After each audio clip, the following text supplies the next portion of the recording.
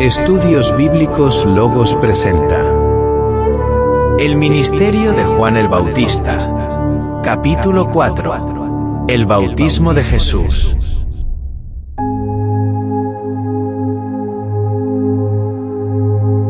La idea de decir que Jesús se bautiza en el otoño del año 29 no es tomada al azar, ya que se hace tomando en cuenta dos variantes que certifican que es la fecha correcta.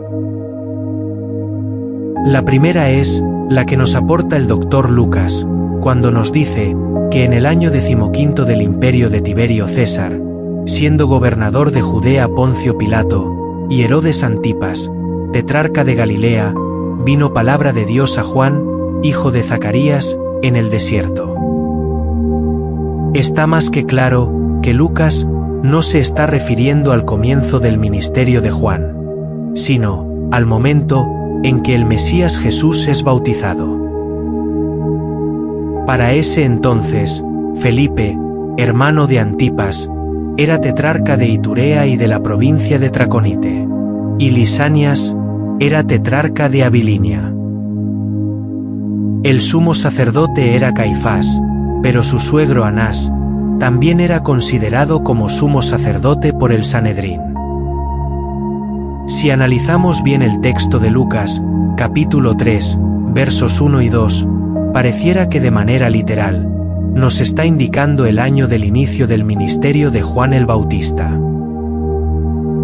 Pero tomemos en cuenta lo siguiente, y es que, si el emperador Tiberio César había sido nombrado emperador de Roma, en septiembre del año 14, para septiembre del año 29, estaría cumpliendo 15 años de reinado. Luego entonces, no tiene sentido que Juan haya comenzado su ministerio en el mismo año cuando Jesús sería bautizado. Es decir, Juan y Jesús no pudieron haber comenzado sus ministerios al mismo tiempo.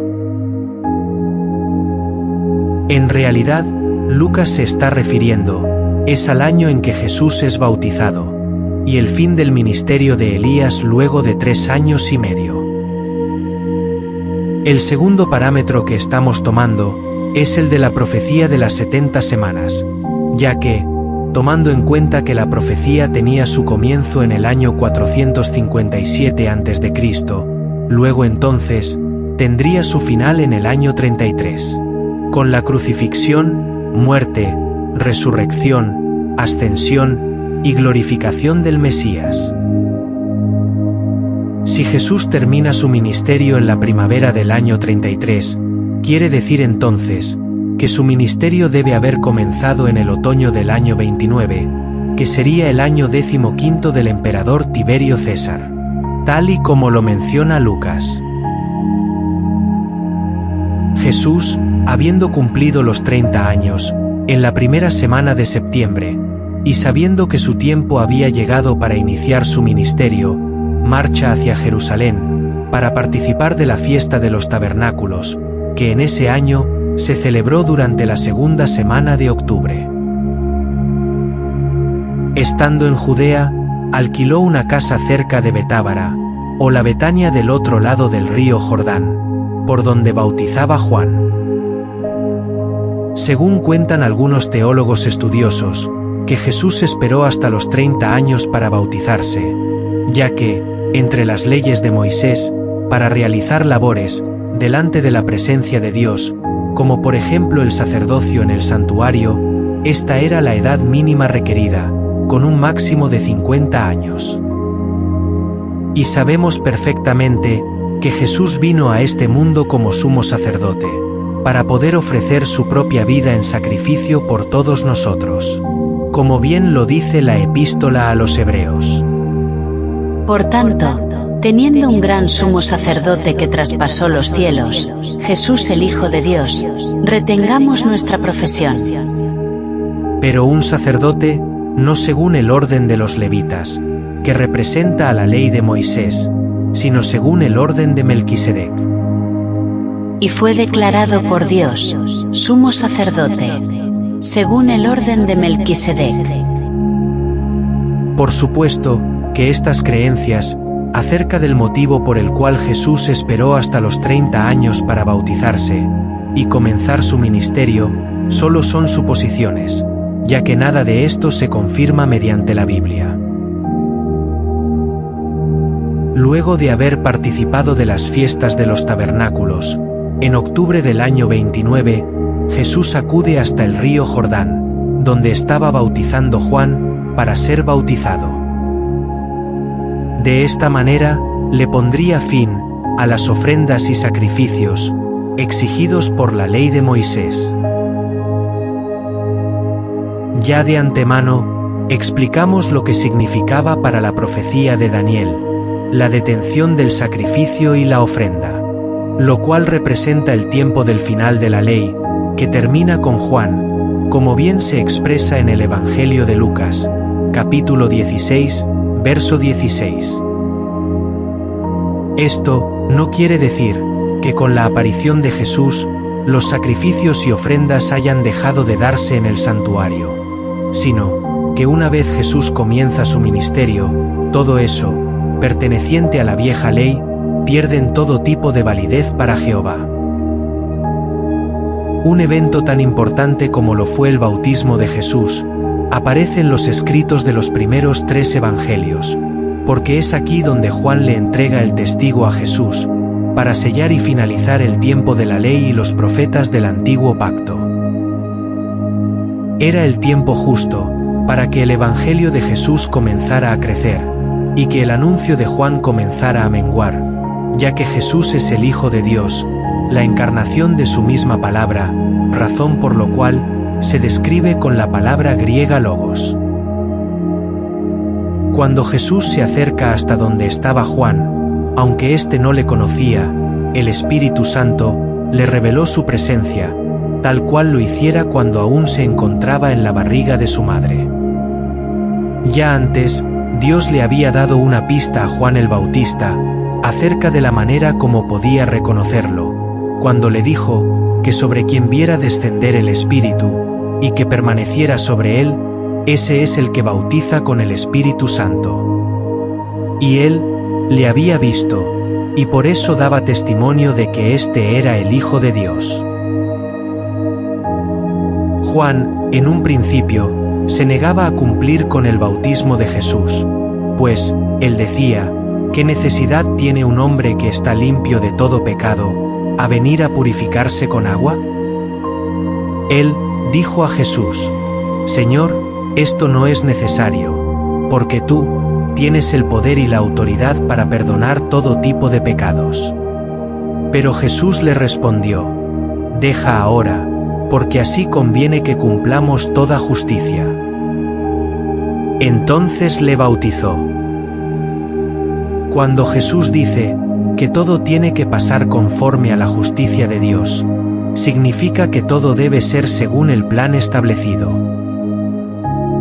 El Evangelio según San Mateo es el único que hace el comentario acerca de la resistencia de Juan para bautizar a Jesús, ya que él pensaba que no lo necesitaba, y al contrario, él esperaba ser bautizado por Jesús, en Espíritu Santo y fuego. Luego de que Jesús subiera de las aguas, Juan vio, como el Espíritu Santo, descendía sobre Jesús como en forma de una paloma, y escuchó una voz. Este es mi Hijo amado, en quien tengo complacencia. Estaba hecho. Desde ese momento, Jesús se convertía en el ungido de Jehová en la tierra, el gran sumo sacerdote del Dios Altísimo, obteniendo el testimonio de su mismo Padre, quien demostró su amor y su felicidad, al saber que estaba haciendo todo como se esperaba. La unción del Espíritu Santo. En la Biblia, la palabra unción posee varios significados, por lo cual, muchos cristianos de la época actual tienden a confundirse a la hora de darle una verdadera interpretación a la palabra unción. Y es por eso que lo primero que haremos es darle el significado literal a dicho término. La palabra unción viene del verbo ungir, que consiste en aplicar ciertos líquidos aceitosos o ungüentos a personas o cosas con diversos propósitos. La mayoría de estas mezclas se fabricaban con extractos vegetales, siendo el más común el utilizado con fines estéticos, es decir, los perfumes aromáticos, tal y como se describe en el libro del Éxodo 30:25. Estos perfumes eran los orientales y poseían un alto valor comercial.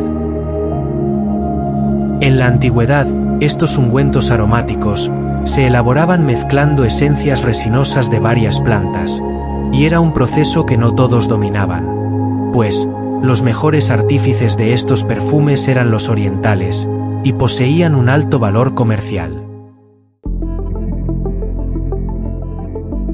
Estos perfumes eran muy utilizados también para envolver cadáveres, y podemos ver casos en el libro segundo de Crónicas, 16:14, y en Juan 19, versos 39 y 40.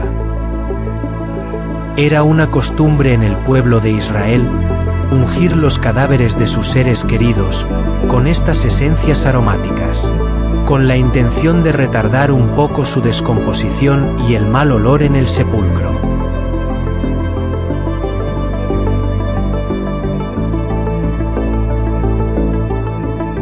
Otro tipo de mezcla resinosa era el que se elaboraba con fines medicinales, llamado generalmente en la Biblia como aceites, ungüentos o bálsamos, los cuales eran utilizados más que todo para la protección del inclemente sol, sanar heridas en la piel, además de contener infecciones y fiebres. Ahora bien, hemos analizado lo que significa la palabra unción de manera literal: ungir, untar. Pero muchos se preguntarán, ¿qué tiene que ver todo esto con el Espíritu Santo? Veamos lo que nos dice el libro de los Hechos de los Apóstoles. Como Dios ungió con el Espíritu Santo y con poder a Jesús de Nazaret. La Biblia dice que Dios ungió a Jesús con Espíritu Santo. ¿Y representa acaso el Espíritu Santo un tipo de perfume o aceite especial, el cual derramó Dios sobre el cuerpo de su Hijo? Para que se pueda entender todo esto de una manera más eficiente, tenemos que viajar hacia el pasado, más allá de la época cristiana, hasta llegar a los días de Jacob. Veamos el siguiente texto. Y se levantó Jacob de mañana, y tomó la piedra que había puesto de cabecera, y la alzó por señal, y derramó aceite encima de ella. Es muy probable que el tipo de aceite que fuera derramado por Jacob sobre la piedra en Betel fuera de oliva, el que usaba para elaborar los panes que lo alimentarían en un viaje tan largo como lo era desde Hebrón hasta Aram. Jacob derramó aceite sobre la piedra donde había reposado su cabeza esa noche, a manera de sello, para marcarla y distinguirla de las otras piedras, y a esto le llamó Dios como la unción sobre la piedra. Yo soy el Dios de Betel, donde tú ungiste la piedra, y donde me hiciste un voto. La piedra no estaba enferma, ni necesitaba de perfumes o de protección solar. Lo que se requería sobre ella solamente era el sello, o la marca, que la distinguiera del resto de las peñas. En esta ocasión, la palabra unción toma otro significado más espiritual, y es la del sello, la piedra elegida, la escogida entre varias. Ahora viajamos unos 268 años más adelante, y llegamos hasta la época del Éxodo, cuando Dios mandó a Moisés a elaborar un tipo de aceite especial, el cual se llamó aceite de la santa unción. Este aceite especial sería usado con fines de santidad, pues todo lo que fuera tocado con este aceite sería santificado, lo cual se describe perfectamente en el libro del Éxodo, capítulo 30, versos del 22 al 38. Este aceite era preparado especialmente para los rituales en el tabernáculo de reunión, y no se podía hacer una mezcla similar fuera de estos fines, ni ser derramado sobre carne humana ni en extraños, solo sobre las cabezas de los sacerdotes, y para aquellos a quienes Dios elegía para algún propósito especial. De esta manera, cuando se empezaron a levantar reyes en Israel, Dios era quien los escogía y los sellaba, derramando aceite de la santa unción sobre sus cabezas. Por lo cual, a estos escogidos se les consideraba santos de Dios, y pasaron a llamarse los ungidos de Dios. Sobre ellos era derramado el superior ungüento, elaborado específicamente bajo las recomendaciones del Dios vivo, y el cual estaba a cargo de los profetas, y más tarde, a cargo de los sumos sacerdotes del santuario, o templo de Jerusalén. Luego tenemos que la palabra ungido pasó a tener otro significado, el cual se refiere a una persona escogida por Dios. De esta manera, en la época antes de Cristo, una persona que hubiese sido ungida, bien podría significar que esa persona se haya perfumado, que a esa persona le hayan untado aceite para sanarle cualquier herida en su piel o enfermedad, o también que esa persona haya sido escogida por Dios para un firme propósito, siendo necesario el uso del aceite de la santa unción para su santificación. Ahora bien, volviendo al caso del bautismo de nuestro Señor Jesucristo, tal y como hemos podido observar en el relato, Dios no ungió con aceite a Jesús como su Mesías prometido, ya que ese tipo de unción pertenecía al pasado. Antes bien, nos cuenta la historia, que sobre él descendió poder de lo alto, como en forma de paloma.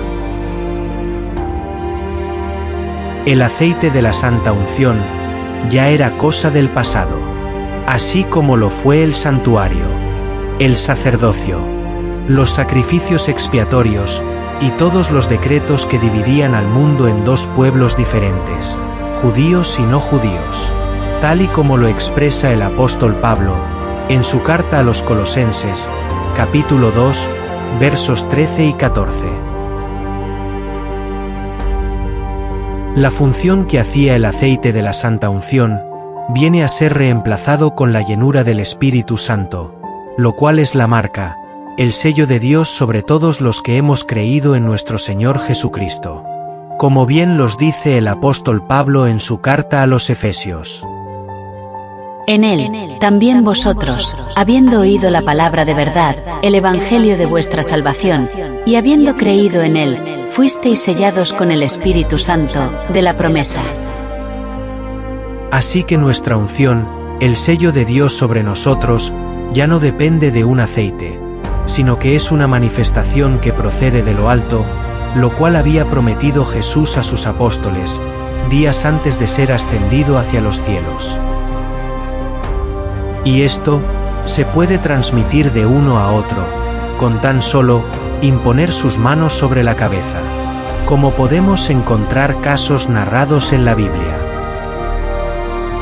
Quiero dejar claro que el Espíritu Santo solo reemplaza al aceite de la santa unción, mas no a los aceites usados como perfumes o los usados con fines médicos.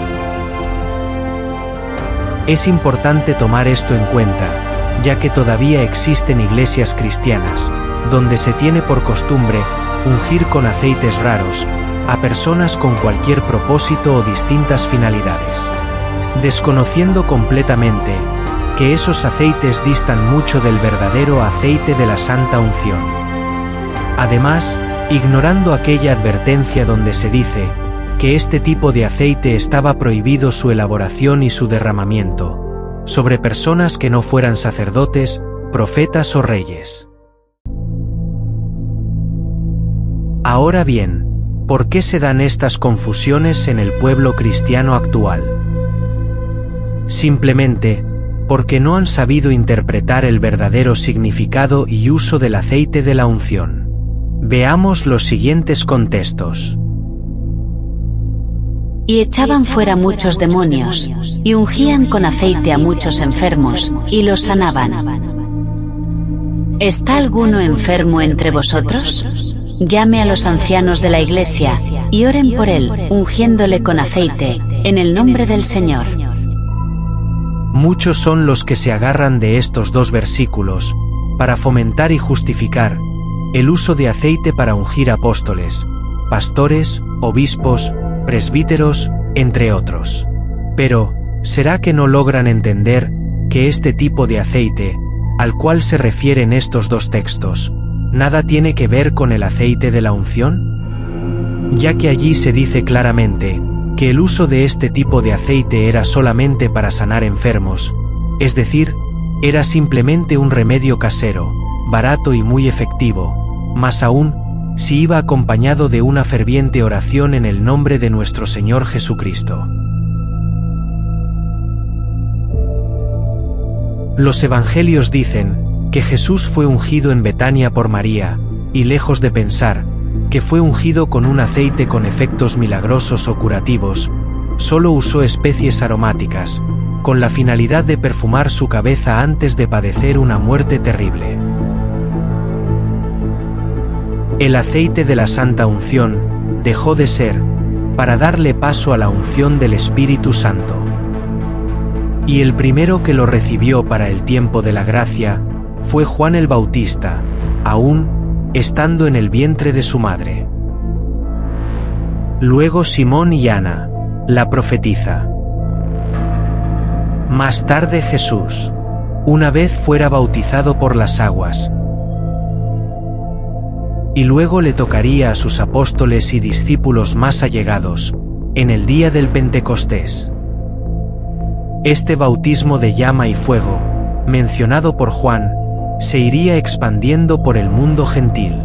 En algunos casos llegaba solo, pero en otras ocasiones, se necesitaba de la imposición de las manos de los santos, ya bautizados en el Espíritu.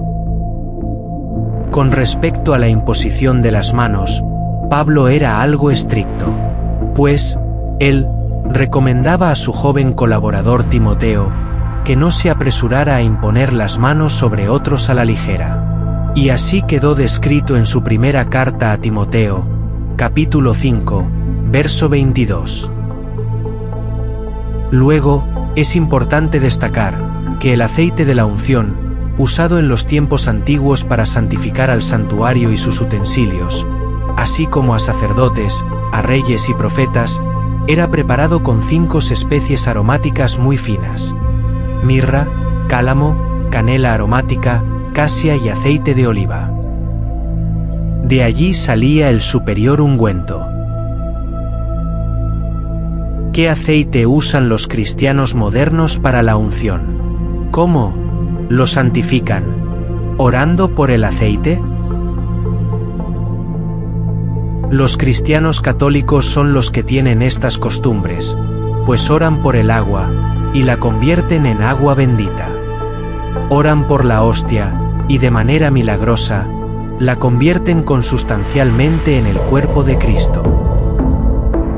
Oran por el vino en el cáliz, y lo convierten en la sangre de Cristo, olvidando que son rituales simbólicos, y que la hostia nunca se convertirá literalmente en el cuerpo de Jesús, ni que el vino se convertirá en su sangre, tal y como lo transmiten, ya que solo es un recordatorio del sello del nuevo pacto y su muerte, lo cual se debe hacer dignamente y de manera muy prudente. De igual forma, muchos cristianos evangélicos, sea cual sea la denominación, también creen que pueden convertir un simple aceite silvestre en un aceite santo, que santifica todo lo que toca, cometiendo el mismo error que cometen los católicos romanos, que quieren convertir algo sustancial, de lo no santo, en algo consustancial y santo. Del ministerio de Juan, muy poco se conoce, y la información que nos dejaron descrito los evangelios sobre su misterio es muy escueta. Estamos completamente seguros que por el hecho De haber sido descrito por Jesús como el más grande entre los profetas, se pudo haber escrito un poco más.